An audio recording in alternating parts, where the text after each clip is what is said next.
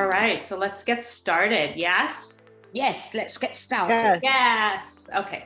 So in the Webster's Dictionary, they say that the word empowerment is defined as the transfer of power from the powerful to the powerless. And so I'm Payel Farasat, and you're watching an episode of what we call Empires That Empower.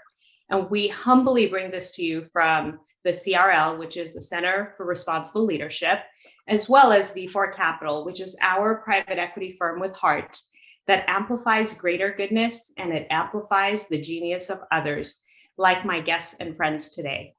So here at Empires That Empower, we tell stories of self-realized, extraordinary, privileged, powerful light warriors, like my guests today, who have the wisdom, the courage, and more than power to be able to keep gathering, nurturing, curating, and transferring power that makes their empires possible, in turn to people that are systematically kept away from accessing power in our society. These are stories of radical humility, sacred activism, and divine giving that are worth telling over and over and over. So in this episode of Empires That Empower, you will hear the story of a spicy, gutsy nonprofit called Fund a Mom through the eyes of its founders. And we have with us Leigh Blake and Anne Haggart. Leigh needs little introduction to those who love music, movies, and the media. She is a film producer, a writer, a storyteller, a global activist, a philanthropist, and a social investor. But she's also a mom, and she's a Fund a Mommer. And so let's listen about her story, what she cares about. Let's hear about Fund a Mom through her lens. And then we will talk about Anne, who's another extraordinary human being and friend. She's the CEO of Fund a Mom, and we are going to see what Fund a Mom means to her and what she hopes, what's her vision for the organization. So namaste, my soul sisters. How are both of you? Namaste. Namaste. Very good. Very happy to see So glad to be here. So you guys are somebody I look up to, and I'm so humbly appreciative of this time to pick your brains and to hear your stories, the stories that are not told very often and that we should be telling more often and hearing about more and more. So let me start with you, Leigh, if you don't mind. No. My intro of you doesn't do you justice. Can you tell me a little bit about who the real Leigh Blake is? Something that people won't know if they just Googled you.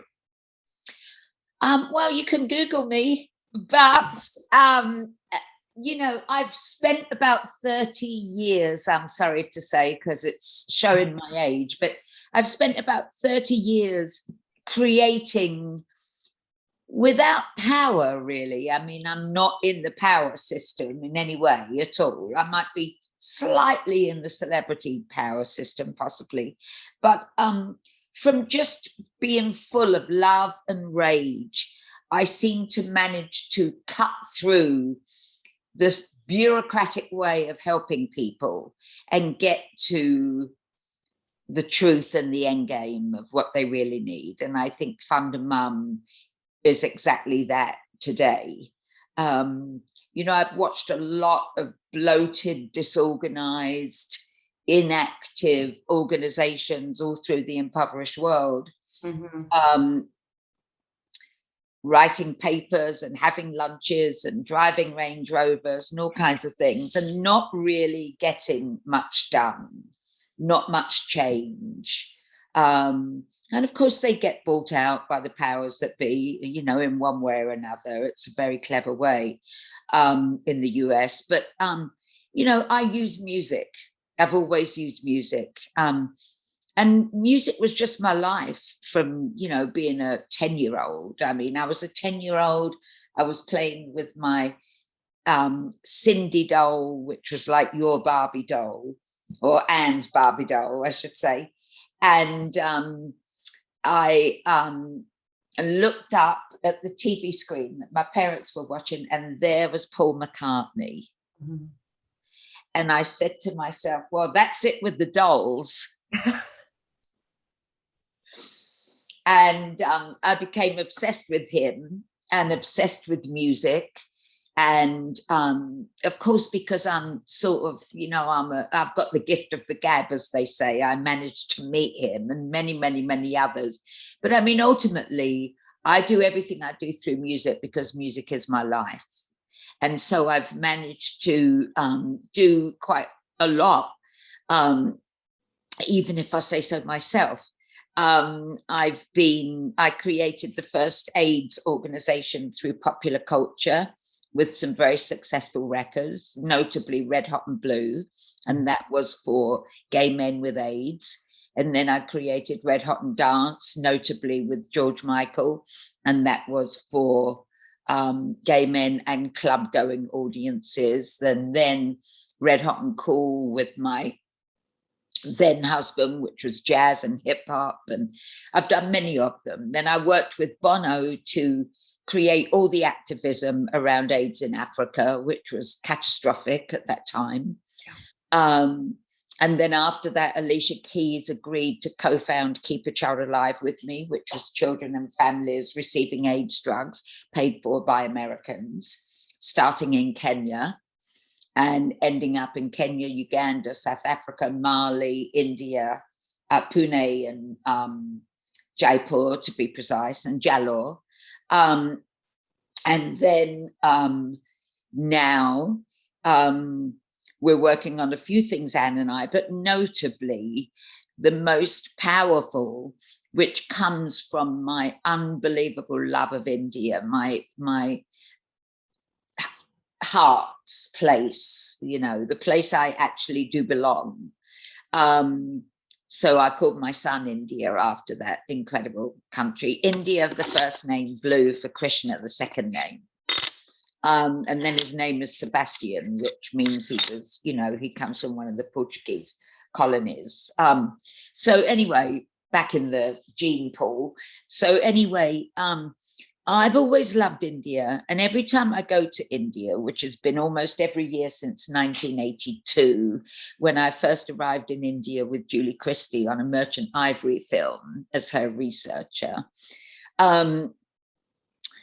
I just knew that that was the place for me, that I'd been there before, that I understood it totally and completely. And every time I go there, what makes me the most sad, I think, about it is seeing the Dalits, the women in particular, that I can't communicate with. And even if I could communicate with them, they would be wary of communicating with me. But really, in so many ways, the worst thing you can be in India, to me, is a single mum, because the whole society is based around, your arranged marriage, families marrying families. Are the families rightfully suited? Are the couple rightfully suited? And of course, that goes wrong sometimes. And so my thought, and Anne agreed and mobilized behind it, was to, including our partner in England, Ellie Milner.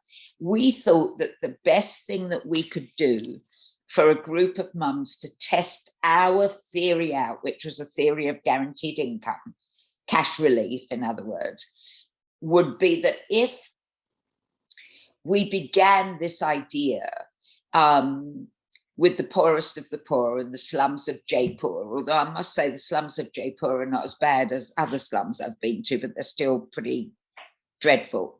If we started there with single mums who had been abandoned by their husbands or their husbands' families too. Society, Indian society. Yeah. Then we really, really, really be doing something that no one could refute the efficacy of. So, I've worked for many years in India in this way and that, notoriously around HIV/AIDS orphans. Yes. And therefore, through an organization called Arms Around the Child that I founded, but it's now run by Ellie Milner, who does a sterling job. But because of that, we had incredible people in India that we knew, in Jaipur particularly, that were very educated around dealing with slum living communities. And so it was a very, very easy thing to do, to identify single mothers that needed support. So we went, these very scared women that I had seen on the streets, and, you know, that cast their eyes down, and, you know, that were nervous about saying hello or whatever, turned out to be the most amazing women, so full of love you could possibly ever imagine. And we decided to give them $60 each, which we worked out was approximately $1,000 in US value. And we told them that they were going to get $60 every month straight into their bank account. Because, as you know, when Modi came into power, he insisted, because of corruption, that everyone open a bank account. So everyone had a bank account except two. And we carefully set those up for them.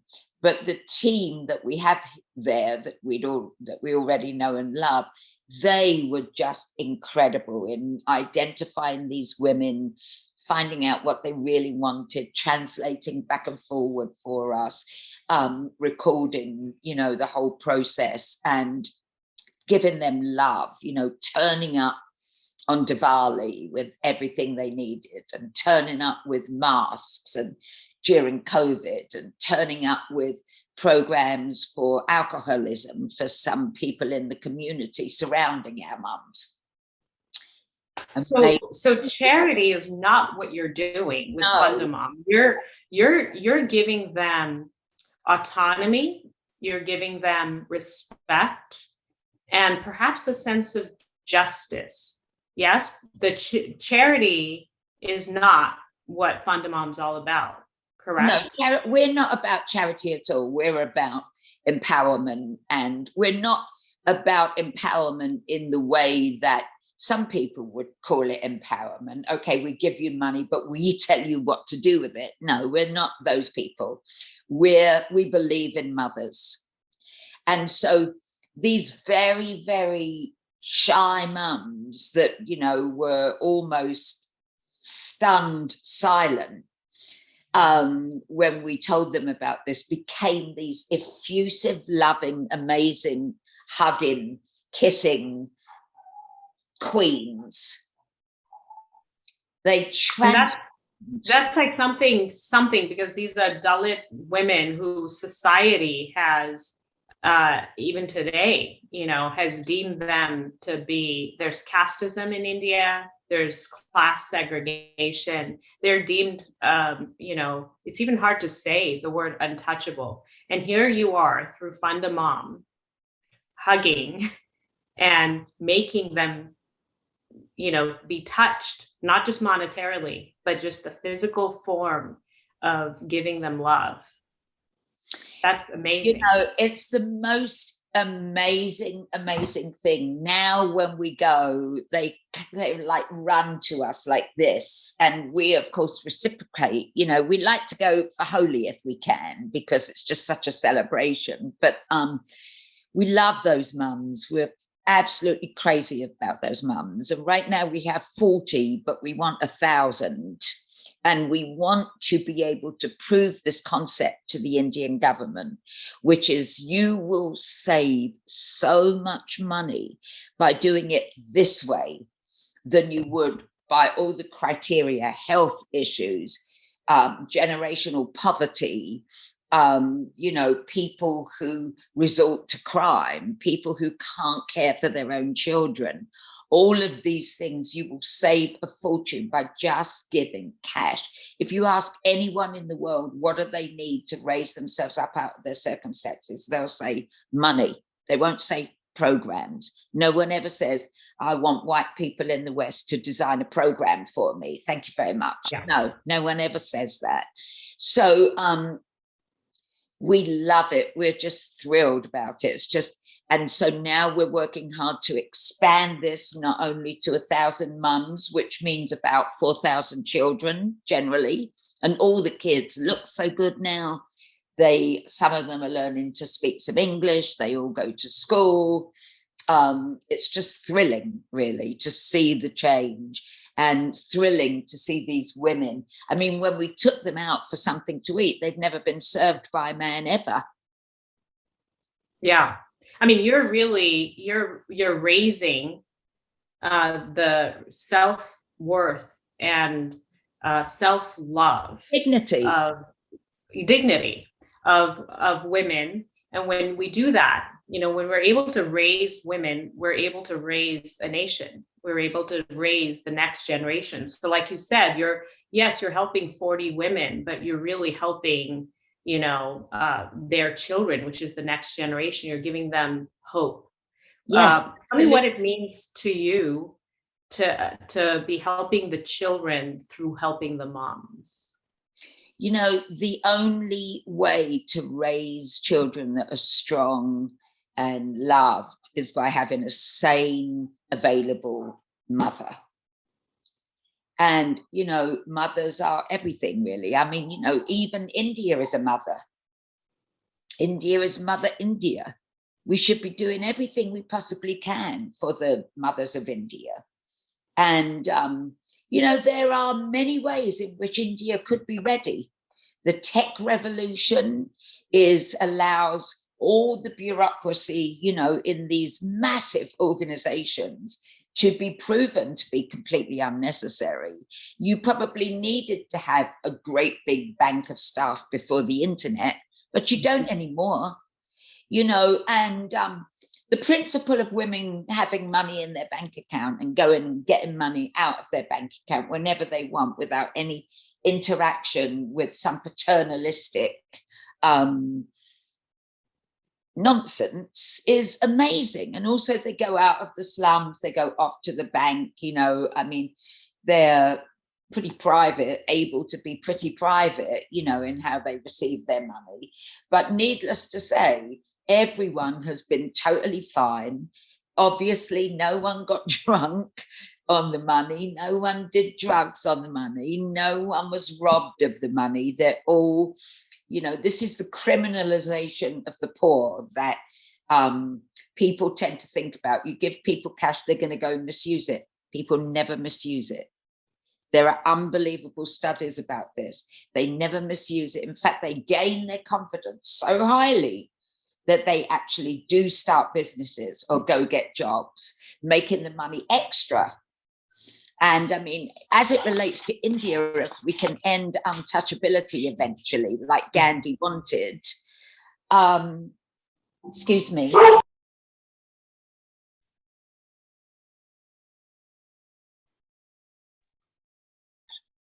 Want me to pause? No, let it roll. We'll just okay. It's part of recording. It's part of Zooming. Live television. It's so funny. All of my questions she's answering. It's like I've never felt so much synergy. It's like I don't even need to ask a question. She just answers like, exactly what I want to ask. It's amazing.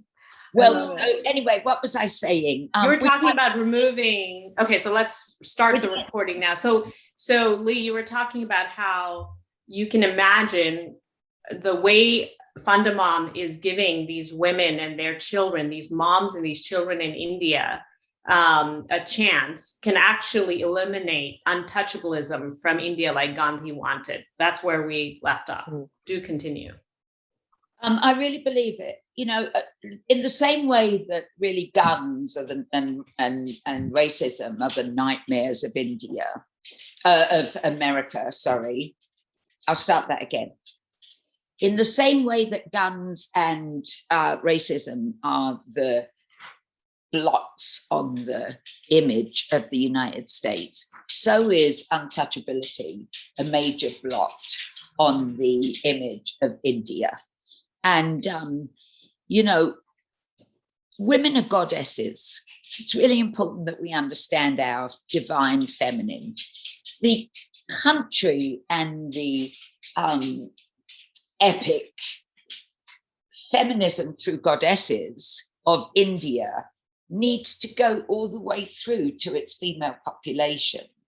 You know, India has more goddesses than any other nation. Probably I could probably count on one hand nations that actually incorporate goddesses in their religious beliefs. We are goddesses. We create human beings. We bleed every month and we do not die.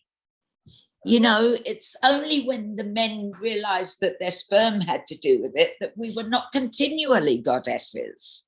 You know, so we have to remember that even when we met our mums and we bought them all a bright coloured sari, because they were, of course, in very drab saris, but that was all they had. When we met them that evening, they came out, they were like queens. You know, Indian women are so beautiful. And they came out and they were like queens. So, you know, and now 3 of them are starting their own little businesses, you know, and that's, of course, you know, one of them is, has a used clothes stall. The other is distributing fruit to the market. The other one is creating bangles and jewelry, and they feel so empowered, and the children, you know, are around them when they're not in school, and the kids are so happy because their mothers are happy. I mean, yeah. Some of them, you know, still want to kill their husbands for being left by them, and some of them are still sad about the ones that killed themselves or ran away because really they were gay. They never should have been married in the first place, or ran off with another woman or whatever, you know. But, you know, in the main, they're extremely happy. And just like we want to do in America with America's Untouchables, which are tragically Black people here, we want to be able to spread this idea of a guaranteed income because it changes everything, lifts children out of generational poverty. It allows women to be goddesses. And it's just an easy and brilliant answer to self-esteem and ending poverty. We want to end poverty in India. That's what we want to end up doing. So what I gather from you is if you can do this in India, with Dalit women in the slums of Jaipur, can you not do it anywhere in the world where there's another form of untouchability or casteism or racism or segregation, right? So you're really the model, testing out, piloting, if you will, a model for the world. So how does the economics work? So there's the traditional charitable giving world that we all know about, right? The heteropaternalistic way of giving or lending. Yes, or lending. Yeah. And so then compare and contrast the economics for me. So how does this work? So you're just, in contrast to that, you are unconditionally giving without any repayment, interest rates, any conditions. You're just trusting that by alleviating their basic needs, you're going to flourish dignity and creativity, and they're going to come up with creative ways of creating additional income for themselves? Yes, basically. I mean, in a nutshell, I mean, human dignity, everyone deserves human dignity.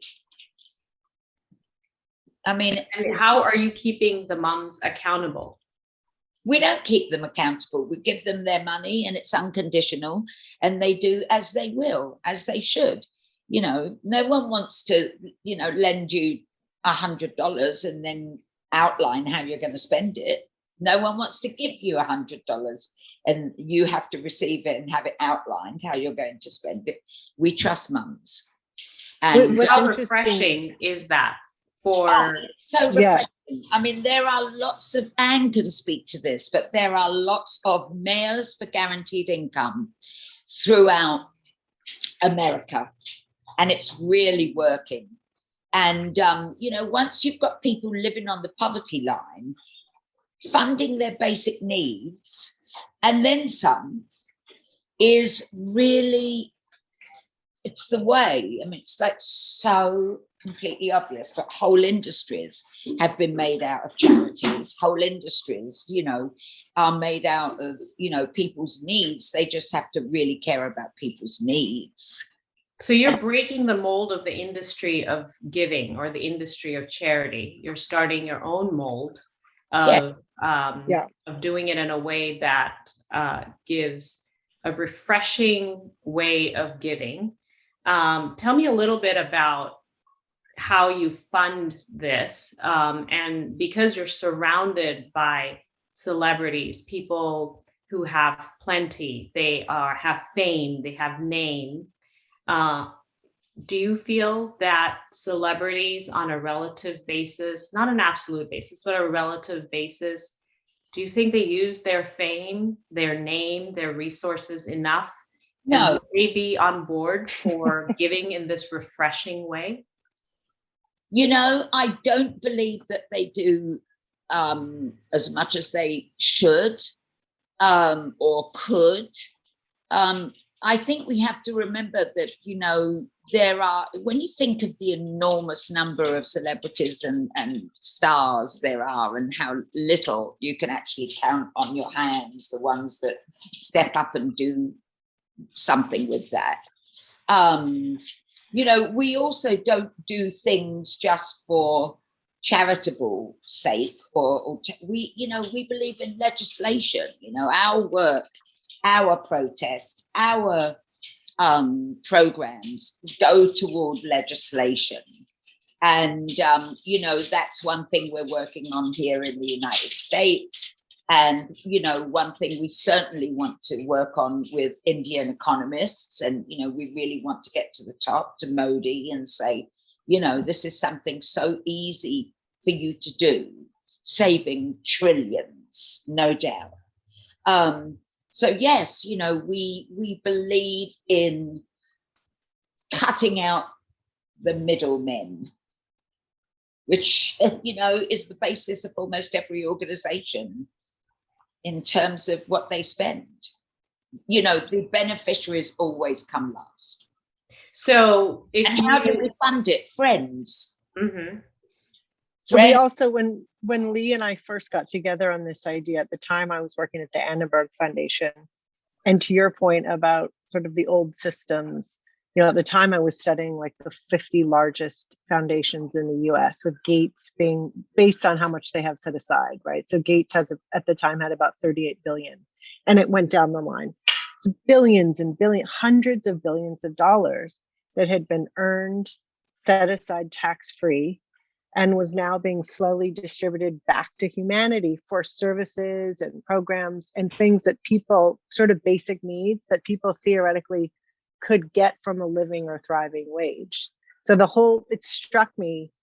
And at the time I was also studying what Leigh and Alicia Keys had done with the We Are Here movement, because instead of setting up large bureaucratic, sort of complex organizations, they had identified community organizations that were best in class and were using their platform to fund them.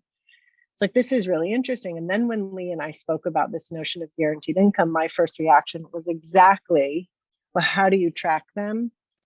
Where's the accountability? And that is a question we get so often, because it is like, it's a natural instinct, right? It is. And it's the language of giving. Yeah. And even when she said it to me, I'm like, but wait, are you sure about this? Right. And I think when we started to change it into terms like investing in women, so it started to change it. And the bottom line is to your point, people don't want charity, people want autonomy. And once given that chance, they improve their lives enough that they become functioning members of society and are able to hand off their spot to another. So there's a real sustainability to it. We also have talked to people here, and again, it would be interesting to talk to economists in India who have proven models. Say, once you create this swath of population that is now moving into a functioning, a wage earning system, it begins to pay for itself. It's literally, instead of having dependents, you create contributing members of society. I mean, it's really fascinating. It's almost like, what do you care to invest in? So, and anyway, that brings up another point you made about, how is this being funded? And it's going to require everyone. If we're talking about eradicating poverty, it will require public, private, the celebrities can join into, we'll take them, but it has to be a massive shift in policy change.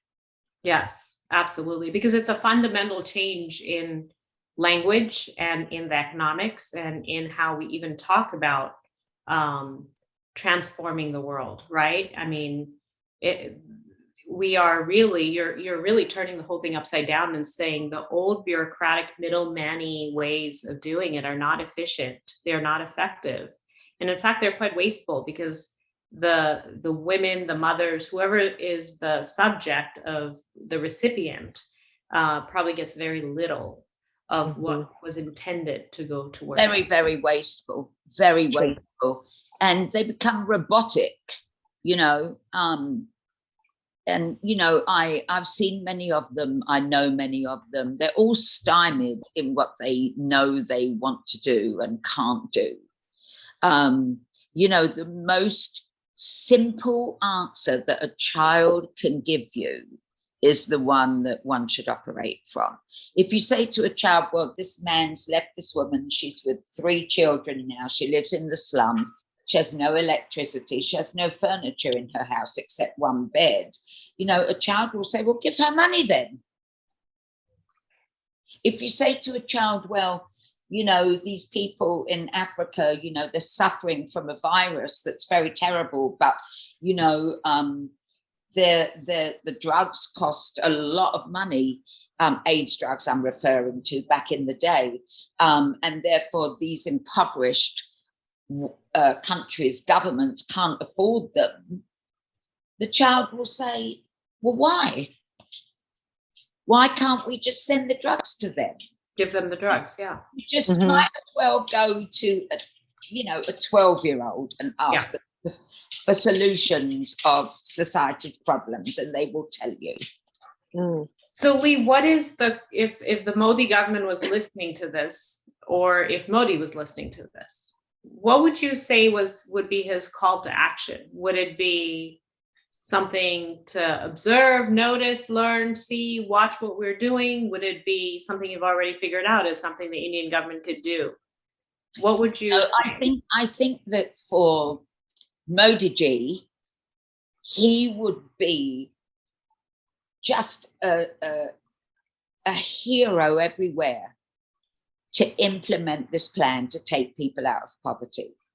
India has got so much potential, so much, but this old system, this old caste system, really, I mean, honestly, it's 2021. I mean, really, I get the karma, but it's our dharma to do something about it. Yes. So, I really feel that he would be, a hero like no other. He would be like Gandhiji's dream. People would be wearing T-shirts saying, I'm living Gandhiji's dream. I mean, it would be so incredibly powerful to say the only thing that's dragging India, and even all this kind of crazy male sexual power thing that's going on, the thing that really needs to end in India is this caste system. And Indians also need to step up to that plate. It's a little bit like Americans, 400 years of slavery and racial injustice. And they're just, one man died in front of them on the screen, and it's changed everything. But how long will they stay with, really ending this condition of racial injustice when they're really walking in all the privilege? And they have to give something up. What will that be? Will they? And that's really what we want to say to Indian Americans, Anglo-Indians, Indians anywhere, and Indians in Mother India, is, you have to give something up. You've walked well in your privilege. privilege. You know, it's now time to end this horrendous circle of ancient thinking. You know, in America, we're sitting here, you know, dealing with a constitution that was written in the 1700s, you know, and in India, you know, you have this caste system, which no one can understand, even with this beautiful spiritual flavor that India does like no other. Even with all of the beauty of mindfulness and the beauty of all the sages and spirits and Buddha and, you know, all of that, why are we still dealing with untouchability? Because it's the fear of the power of women. It's same thing with racism, right? Why is someone afraid of a Black man running in his own neighborhood, right? I mean, why? It's because you're insecure, you're scared, you're afraid of their power. And so, you know, we project our own fear by subjugating people so that they do not become powerful. Again, you know, we take away as a society people's access to the human right of equal power amongst all human beings. And so why is that happening to women in India? Why is there casteism? Why is there racism? Of course, you know, people are afraid if women were really truly in their power, lived in their true innate human right power, they would be very powerful. And same thing with other people that are discriminated against. It's really sad. And I'm so glad that your organization, Fundamom, is not just looking at widows and single moms and Dalits in India and just focused microscopically. You're truly dealing with human issues at a global level, but you're piloting it in Jaipur so that you can expand to other cities in India and then expand to other countries, because now the model is set up. So with that, I wanted to ask Anne, you're the CEO, you're one of the co-founders of Fundamom. You see this through a different lens because you come from a background of foundations, big institutions, foundations.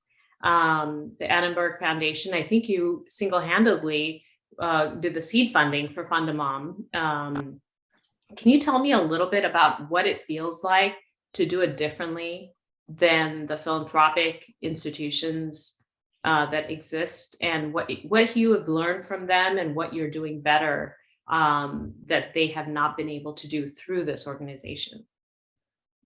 I think once we went in May of 2018 and I met the women with Leigh, there was no choice but to do it this way. So, you know, there could be no going back to a boardroom and sort of planning a project for a year and then maybe spending, you know, like it's just time to go, right? And the urgency, we talk often about a sense of urgency around this, like people can literally live or die based on our sense of urgency and all of our collective sense of urgency. So I think that's the biggest thing. It was great for me to learn and understand, I would say, the high levels of accountability when you are talking about giving away 200 million here, 50 million here, all of that, you know, high level of oversight is a good bar to have as far as accountability to anyone that, you know, wants to make sure that this is tracked impact and all of that. At the same time, I think we now move in ways that are more in line with business, that are much more startup or efficient business, right? The ROI with us is very high because we end up doing 10 jobs each, and we end up working with local people that are passionate and intelligent and well-informed. And we save 10 layers of people here that need to be sort of second guessing. And we work with people there that say, oh no, this is actually the solution. And we say, great. So once you've been exposed to that and once you're moving like that, it would be like going back to like the Ford model plant. You know what I mean? So we're thrilled because it actually is, it's in sync with, it's really in sync with our values. You know, really, and we already are seeing the high level of impact that we're able to get. And I know you, Anne, you love working with local experts, I see how you've just cut through the BS and you've just gone directly to the areas, the local areas of impact to make the biggest impact.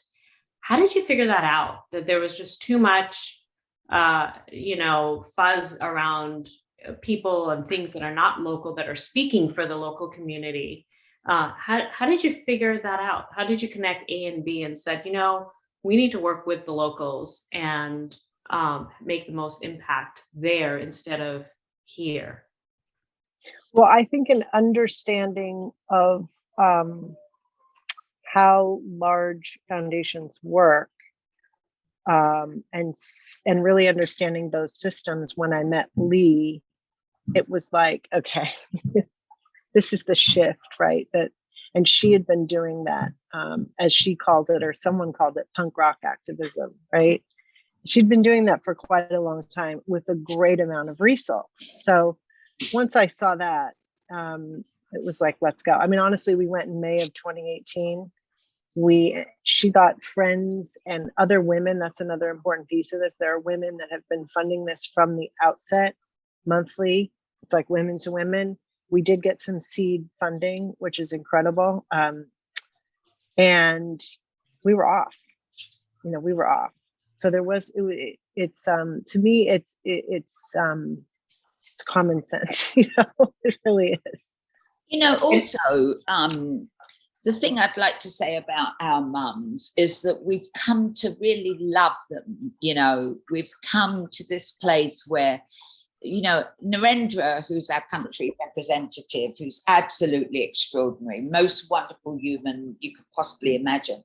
I had to say to him, because he'd worked in this field, in the development field in India for many big organizations, and I literally had to say to him, end everything you know, throw everything you know into the trash. And he was like, and it took him a while to not make spreadsheets and not kind of want to quantify and not want to do it in a way that was per his learning, which went through all kinds of different departments and goodness knows what. And I just had to say, forget everything you know. And that was the thing that ultimately Anne had to do. She just had to forget everything she knew. For me, I've been doing it since I started. Okay, I make something really great. I sell it to people and then I go direct. I've done that. We Keep a Child Alive. Alicia and I were, asking Americans to pay for AIDS drugs for children and families in Africa. We couldn't wait for Bill Gates or the government or, president's emergency plan to get going, And in my earlier work, I was an activist asking and screaming and activating around, getting the AIDS drugs released, the triple drug cocktail perfected. Bono and I managed to activate enough around the government where president's plan for AIDS relief under George Bush happened, where the Global Fund to fight AIDS, TB, and malaria happened. We activated around President Obama to bump up PEPFAR to get 2 million extra people on drugs, causing 7 million children not to be orphaned. I've always done it directly. I'm a complete nobody. I have no power. I was born to very poor people. I come from the projects in England. I love Indians. I love Indians. If I could just pick up tomorrow in my Doc Martens and slavishly put my, sari on and walk through the streets of the Pink City, I'd be thrilled. But no, because I have to get people here to give a damn and do this thing, which is a negligible expense for them, in order that we can lift women out of poverty. And we love our mums. We absolutely love our mums. But the stories are hard to hear, very hard to hear. But But now our country director goes round with his iPhone and we wave and they speak a little bit of English and I try and speak a little bit of Hindi and we kiss and he translates and the kids come out and it's amazing, you know, because we've been stuck here through COVID. But the very first time we can get to India, that is what we will do.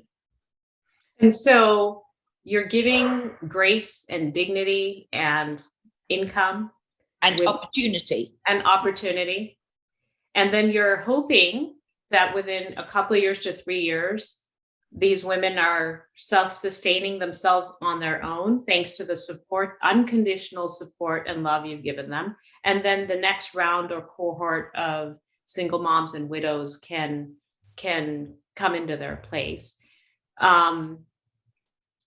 Talking about mindfulness for a second, I'm a mindfulness coach. It's something I work on a lot. I know both of you are into mindfulness and meditation and really going within. You know, we talked a lot about the outer work, right? Work we have to do outside of ourselves to help others and to help ourselves. Let's talk a little bit about the inner work. What do you think is in your vision for Fund a Mom to help these moms in 2022 and beyond that might help them more with their inner work, bringing harmony and peace and joy within, and perhaps being better moms to their children, being more present, being more happy, like you said? Is there anything on your vision board that you'd like to achieve that's along the lines of perhaps workshops or, you know, we've talked about a meditation or mindfulness center, a headquarters, if you will, for Fund a Mom in Jaipur.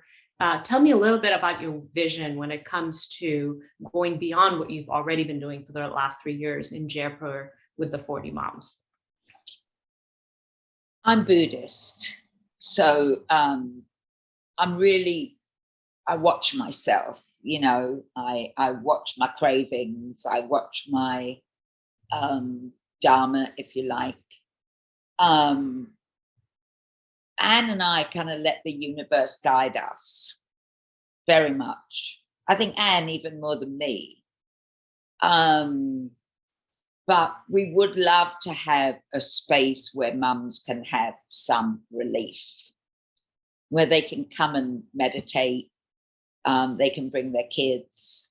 They can be fed like, you know, like Sikhs do, you know, and they can pick up supplies. They can be, you know, they can get some level of education that they would like, not that we foist on them, and just a place to be quiet, an air-conditioned place even, you know, and just really think about, you know, their goddess, divine feminine, that really can change things. And we believe in it. We really, really do. And we feel strongly that, you know, providing that engagement, even with India lovers and tourists and so on, as to the conditions that they see but feel they can't do anything about. People will say to you, I love India, but I can't bear the poverty. Come on, India, get it together. Come on now, Ambani.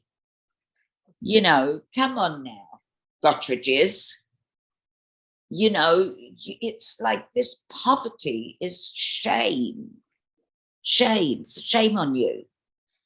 So I really think that this is time because, you know, during the Holocaust, post-Holocaust, and also post-civil rights era, and especially now in the United States with George Floyd, the aftermath of George Floyd's murder, young people say to their parents, where were you? What were you doing? Why did this happen? How could this happen? And I think that that's what's becoming true for India also. Educated Indians, of which there are more than ever before, are asking their parents, what are they doing for their fellow Indians? But this untouchability thing has to go. And the education needs to be of men. Men need to end this thing. They need to make a decision to end it. And it would be nice if Modi told them to. You know, and out in the villages, it's really, really important. I mean, so important. And yet, my favorite people in the world are those mums. I can't even communicate with them, but I feel the love and they feel my love back. Yeah. And I don't suppose they've ever been hugged the way we have them, except with each other. And that acceptance must mean the world. More to them than even to you and I. Because their level of acceptance and self-empowerment and their place in the world. And that's why I was thinking of, perhaps giving them a sense of belonging would mean the world. That's what I wanted to touch on when you asked about mindfulness, because actually a lot of the research we've done in the US applies in this way, that obviously associated with deep levels of poverty, there's enormous amounts of trauma. And so not only are the women experiencing this, but the children are. So healing that can begin for the mothers when you start to heal that trauma, even from the initial, just the ease of not worrying about how you're going to eat, moving to, to your point that there might be additional support services around mental health, mental wellness, mindfulness, all those kinds of things. And as we know, when you heal yourself, you heal backwards and forwards. So you can literally start, the importance of that for the next generation cannot be overstated. It literally can mean the difference between a human coming out into the world with a sense of stability versus coming up in chaos. So, and to have a centralizing spot, because once you are giving people support, if there are voluntary additional support services, it's a great thing. We have a lot of ideas around that. And obviously it depends, it almost goes community by community, what the needs might be. They might be different, but it's a great way to almost enhance the income as people want. If they want to get into financial literacy, if they want to get help, there's all kinds of other things that could be there that only add to it and add to the impact, we think, and we've seen. Yeah. And, people think that if you are privileged or educated or wealthy or have power, that you have no problems. When the truth is that we are all in need of healing, in need of belonging, in need of justice, in need of empowerment, in need of confidence, in need of healing. And so just what Leigh said, having a center could provide workshops, yoga, meditation, Buddhism, nothing religious, all spiritually leaning, right? You can be of any religion and still come and feel self-enlightened from a workshop. And, have people of means pay for the workshops, but then offer the same workshops, turn them around and offer them in the local language to these moms, to their children, to locals, right? So it's a circle of healing, and it's the same healing that we all deserve. It's a human right of each and every one of us. We're all seeking that at the end of the day, right? That's what life is all about. And I can just see the t-shirts. I get karma, but are you doing your dharma? Like I can see a Fund a Mom t-shirt. I would wear that. You and Leigh are the t-shirts too. I really, really feel that t-shirt is everything, and it's this also, listen, this is the truth. I could take Pooja or Usha or Priyanka, or I'm just trying to think of this. Yeah, but Multi's a little bit older. She's casting. More about, I could take those women and I could dress them up and put them in vogue and then say, these are untouchables. You should actually do that. I love it. That's how beautiful they are. I can imagine that they are gorgeous inside out, and beauty is something that transcends traditional models of beauty, right? And what you're doing with Fundamom is breaking these old hetero-paternalistic models of charity. You might as well break these old societal programming and models of seeing people and seeing beauty, right? Use your connections and your expertise in truly showcasing the beauty, the inner and outer beauty of these women. I mean, unbelievably beautiful women. And how they do that, living in a shoebox, is beyond me. I need all kinds of equipment. Yes. Yes. No, they're brave and resourceful and creative beyond our imagination. Yeah. With so little, they do so much. You know, I can't even imagine. Like you said, I need all sorts of equipment to survive, right? I need my Nespresso in the morning and 3 shots and this and that. I mean, and they have nothing, and they are doing so much more with it. It's truly incredible that you are taking their stories forward. You know, it's not just about giving them money or giving them income. You're truly taking their stories forward and making them feel that they're beautiful and they are beautiful, celebrated. Yeah. And the great thing too is that their children see their beauty instead of their pain, and you know, they walk with their heads high. Yeah, what is the price of confidence? That's what we're talking about here. The thing that we learn through this whole process is that they've all become incredibly confident. Yes. And that's what you want to teach your girls. Mm-hmm. You know, they walk around in their saris, whether they're in the greatest condition or not, they still all look like goddesses. Never fails to amaze me, that Indian, you know. And, you know, it's just a, even when I talk to my girlfriends that are Indian, I say, how often do you talk to slum living women? And they're like, never. And I'm like, you see, they actually have a lot to tell you. You know, they have a struggle you couldn't even imagine. We're crazy about this whole thing, and we want to give educate all the men, educate society, educate the government, and give these women what they deserve. So, Anne, Leigh, would there be perhaps a documentary or a film about? Tell me more. I mean, you both are in the media, multimedia. Well, you know, of course, we film it. We filmed it in the beginning. We filmed it midway. We'll soon be filming again.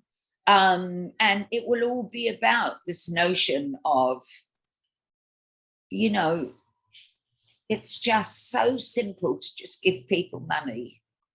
It cuts out about 100 people generally in the chain. You know, I mean, it empowers people. It's just so ridiculous. A 12-year-old could come up with it.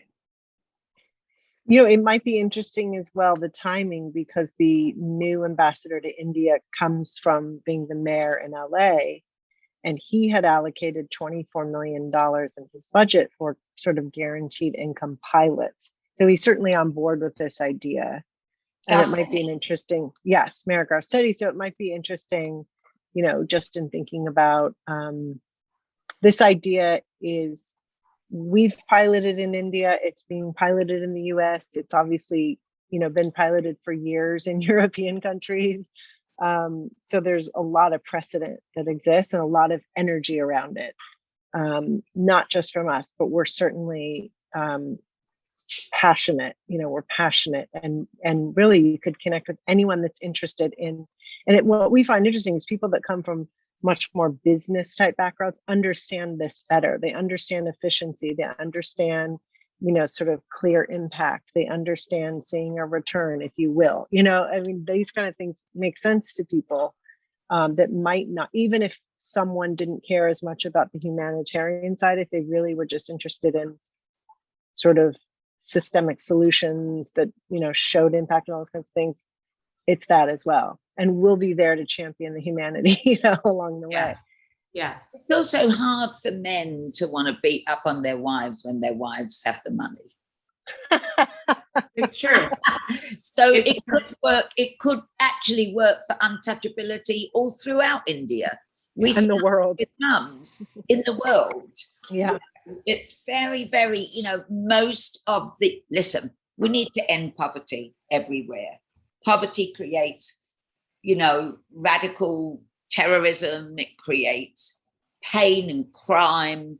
It creates Violence, mental health and violence. Yeah. And everything else, wars, everything else you can imagine, all stem from this one word, poverty. And gosh, there is plenty of money. Plenty.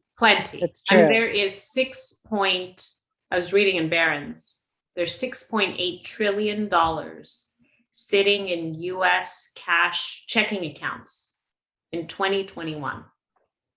People through this pandemic have saved and saved and saved. It's been the biggest experiment, right? Human experiment of our generation, this COVID and the pandemic. And what we saw is that regardless of whether people lost their jobs, they found ways to save because they didn't know, and they still don't know when it's going to end and if they will lose their job and their source of income. And so even people with means have actually gone out of their way to not spend and to save. So there's almost $7 trillion of cash sitting in checking accounts. And this is as per Barron's. So clearly, there is plenty. Now, of course, there's also the uncertainties in the world, and we don't expect everyone to take all their savings and transfer all of their savings to other people. But if all of us did our dharma, a little bit of our dharma, if we gave a little bit more and extra without any conditions, any strings, any, bureaucracy involved in giving, we could solve so many big problems. And the biggest cause is poverty, right? Of all the problems. It's poverty 101. Yes. And you're bringing that. Yeah. And so and I didn't ask you this, and I'll ask you now, what is your call to action to the community that's watching and hearing you and your story in Fund a Mom? What would you say is a call to action for the listeners? Well, I think we're bringing very clear solutions. So I think everybody gets disillusioned when you hear so many, traumatic and depressing stories, and you sort of feel overwhelmed. You're not really sure what to do. And we're here waving our arms saying we're bringing everything we have, everyone we know, and all of our experience in doing this kind of work to very clear, direct solutions. So we see it as an opportunity. And we can scale this. I mean, we would like to scale currently with a very, very well proven model to 1,000. But if someone has a bigger idea, we are open to that. Because once you have it set up in a community, it's very easy to scale it. So we're, if you have a big idea beyond what we've even proposed, we'd love to hear it. But, join us. That's great. Dharma dollars.